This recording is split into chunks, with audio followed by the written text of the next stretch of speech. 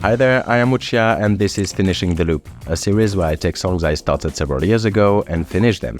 I'll show you the whole process and use that to draw out some tips and techniques about composition, arrangement and mixing. So today we will go from this to this. To help structure this video better, I have a checklist of all the things that need to be done to finish a song. So let's start with the song I'm going to retake today. This is a song I made in 2018 by sampling a video of skateboarder Jonny Giger. So for example, this became this. So let's hear what the song is like, and while doing that I will do the first step on my checklist, which is naming each part of the song. So first is the intro with all the bass slowly coming in.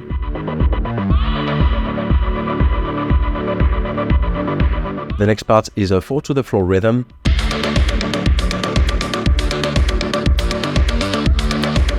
Then is a more chopped up part.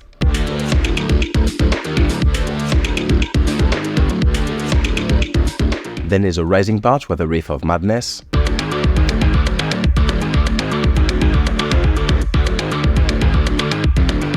Then is the groovy part. Then a new riff comes in. Then is a break where the energy goes a bit down. And the next phase goes back to the 4-to-the-floor rhythm we had in the beginning. The next phase plays what the intro was playing.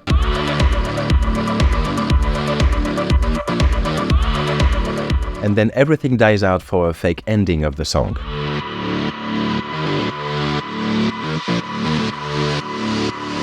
Just before a high energy encore. So now that we have all the parts named, we can do this structure part, to which I would like to add something. Because I'd like to make this list better with every run, and your comments may help me do that. Like Frosh had some interesting inputs. They said identify the main element of each part may suit better the structure part, which is true, so this goes there. And in the structure part, indicate what level of energy each part has to be in comparison with others, and indicate what emotion the audience have to feel. What is the narrative purpose of each part? Which to me is all related, so I will add this. Decide the level of energy or emotion each part should have or convey. So in this song, the main element of each part is clearly the heavy synth, that sounds a bit like a guitar. So first thing is I want to make it pop more, so I will use an OTT on it, and that's a big difference already.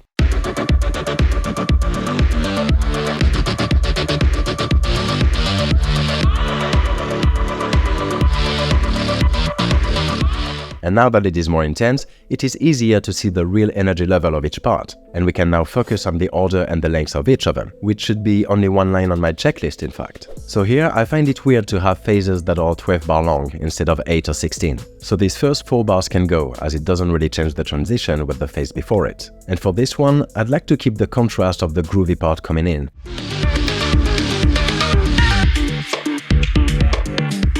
So I will remove the last 4 bars here, so the energy level rises up every 4 bars, which seems more logical. Then I found this new riff part too long for what it is, and especially with the energy level it has, so I will reduce it by half so the energy level can go back up more quickly. Next is that break that have a length of 5 beats, and because of it, everything after is shifted off-grid. So I will simply change the time signature to 5/4 just for this bar, so everything after is nice and tidy on the grid. I've tried to put this break in 4/4 or have it play earlier so it falls on the grid, but I like it better the way it is. And finally, the last 4-to-the-floor part is supposed to be the same than the one in the beginning, except it sounds worse.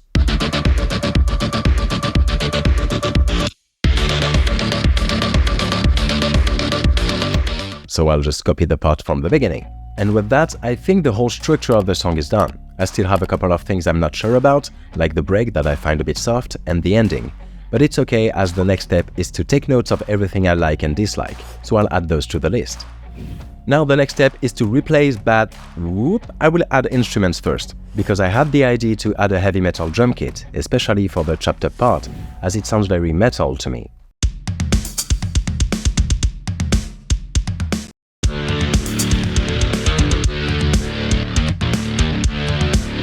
So let's see if this kick fits with the boomy kick we had earlier.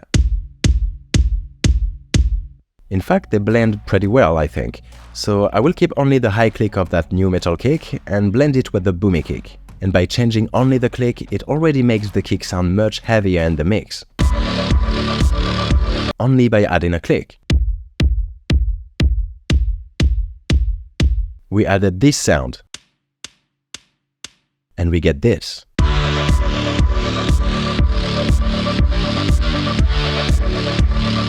I find it crazy. So that will be the kick for the whole song now. And I guess that was part of remove bad sounds, start with better sounds. And I guess we can do the same thing with the snare, which is made of a ton of layers that doesn't sound that good. On the other hand, I have a 909 drum kit, only on the last part of the song. Why that? I don't know, but it has a gritty snare. So maybe I can layer this 909 snare with what I have, and then remove useless layers.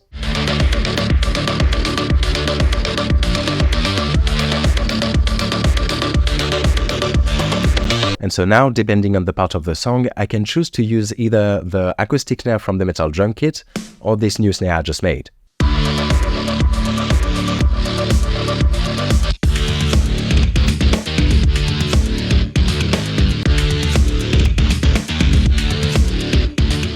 And with this new metal drum kit, I will also add a few cymbals and hat grooves to make some parts shinier and to blend that kit with the rest of the song.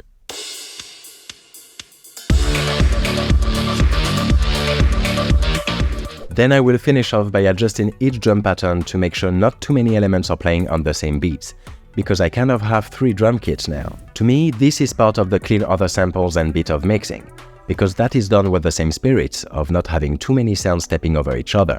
So I'll check if the other instruments needed some cleaning, but apart from a few micro adjustments, it was pretty clean already, except for this track that is really muddy and dirty. There's only this first part that I love as an ear candy. So in the end, I will just remove everything and keep only this first part. And with that, I think we did the remove unnecessary instruments. And the next step would be to check the movement in each instrument with automations. For example, with an EQ8 to remove the high end of the main synth during the break and during the fake ending to emphasize the effect.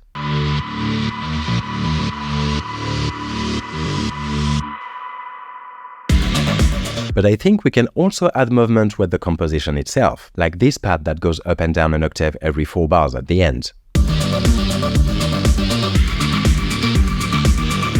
I find the higher part too long, so I will change it a bit. Or I could add some metal chugs like that I wanted to add in the chopped up part to contrast it more with the other parts. I ended up with that.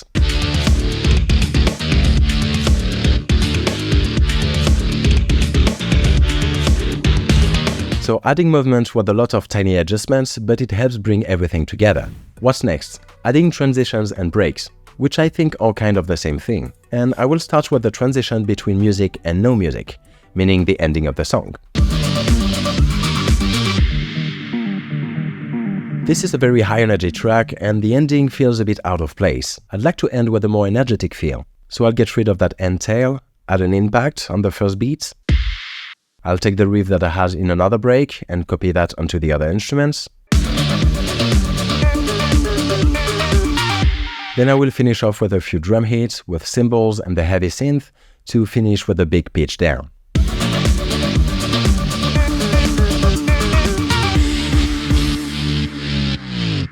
And I will add a couple of breaks with the good old empty void before the drop. And with this, I think all the arrangement is done. I won't really add ear candies, so we are ready for mixing. So now would be a good time to take a bit of a break.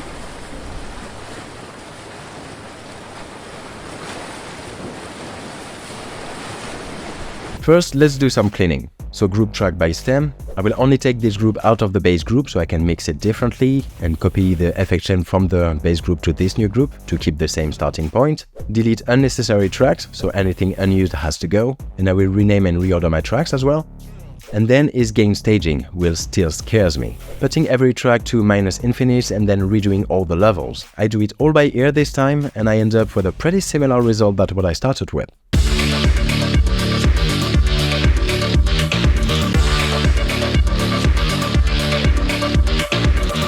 And I will also adjust a few automations, which I think fall in the automate volumes category. For the EQ cleaning, this is pretty much already done, so I will mainly chase resonances in the kick to give room to the new snare.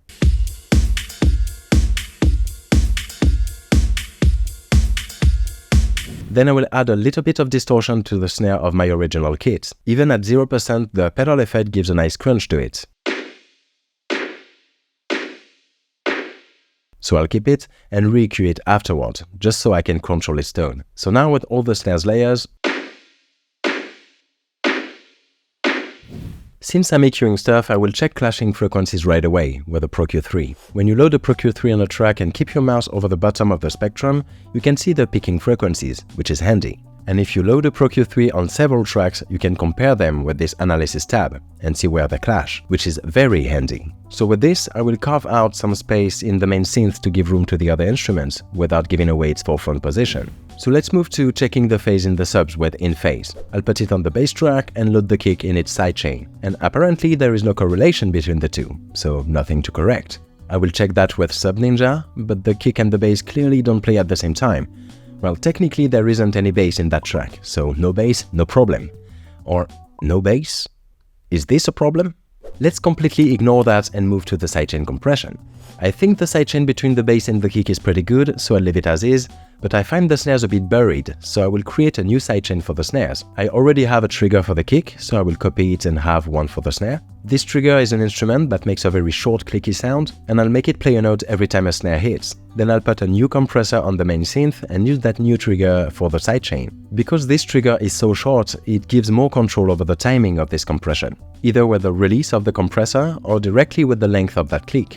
Now let's move to group compression. That's an easy one. I'll put a glue compressor on the drum group, as the other groups are pretty much done, and I'll set it so the needle bounces at about 3 dB, meaning only the peaks are being compressed. Then I'll try different ratios and move to the next step. EQ, I did that while EQing other stuff.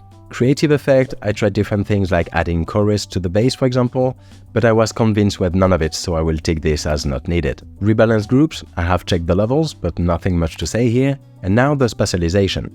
So I pan my drum elements keeping in mind to keep things balanced, so if I pan something left, I will pan something right. And I also try to do it by group of frequencies, so like the cymbals for the highs, the toms a bit lower, etc. On the pads I will use a wider, simply to have it take more space in the background, and for the depth I will set up a return track with a reverb on it, so I can send any instrument to that. And I'll put an EQ before it, just to cut the lows so they don't go in that reverb and mess up the whole mix.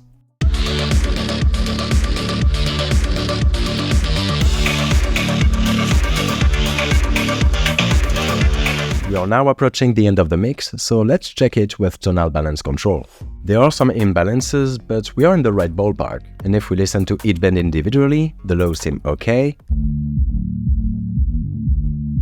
the mids are okay, but the high mids are pretty messy.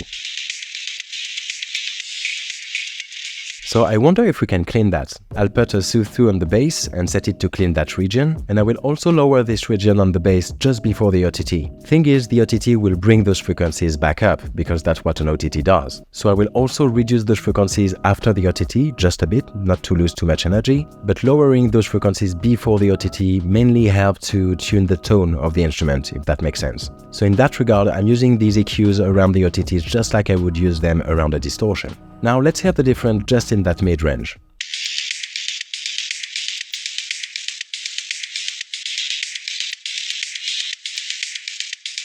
Now that we are approaching the end, I would like to do a couple of final adjustments. First, some breaks that I think we can enhance. See, the bass has 2 layers, one low and one higher. And each chain has an utility on which I can automate the gain. So I will use that to make the synth go higher in tone when it plays the last part of its riff, just by increasing the higher layer and lowering the lower one. So I'll copy that on other loops as well, and I will use those automations to change the tone a bit on other parts. Then I will put an EQ on the master to rebalance the frequencies a bit, according to the tonal balance control. Then I still have a bit of an issue with the energy level of the whole track. I mean, there's kind of a long dip in the middle, and I'd like it to be very high energy overall. So I reworked the bass riff in the break, which was lacking energy the most, so now it is more groovy. Then I decided to remove this part entirely to have everything evolve a bit quicker. So after tweaking the levels and transitions between each part, this is what it sounds like now.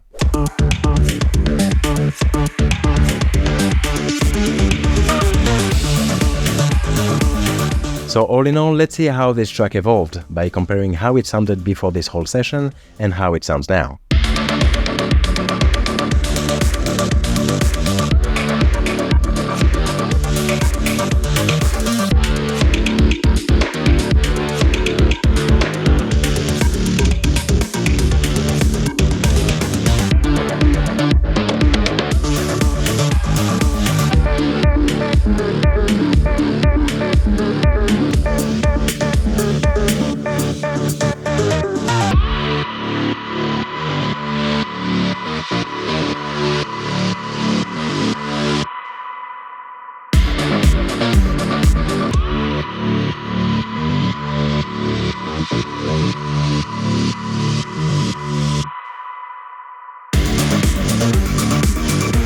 After the experience of these past few weeks, I would like to modify the checklist a bit, to have the subs and the instrument as only one section in the mixing part. I feel like they both list similar things, only it's a good thing to keep in mind that we can check the things for the basses, the mids or the highs independently. So maybe with a bit of color coding, we can indicate which advice is more relevant for each frequency band. Let me know if you would add any other modification to this list. I would love to read it if you have any thoughts about it. And that will be all for me today, so I'd like to thank all my Patreons for their support.